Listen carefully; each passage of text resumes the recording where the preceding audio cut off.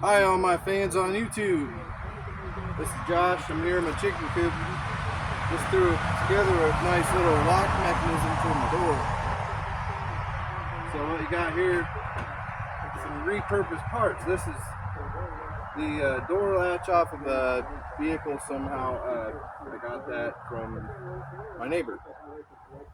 I don't even know what it goes to, but it's a striker door latch. And this goes to a garage door opener.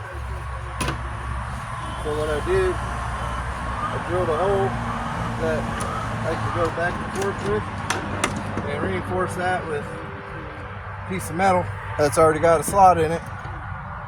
And it was bent all up. I cut it off and screwed it in. I drilled a hole, screwed it in right there.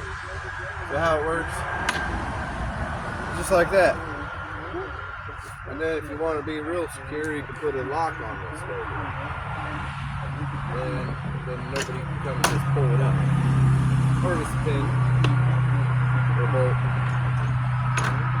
And now you just come up here, open the chicken coop, and then when it shuts, it won't lock you back in like our other one.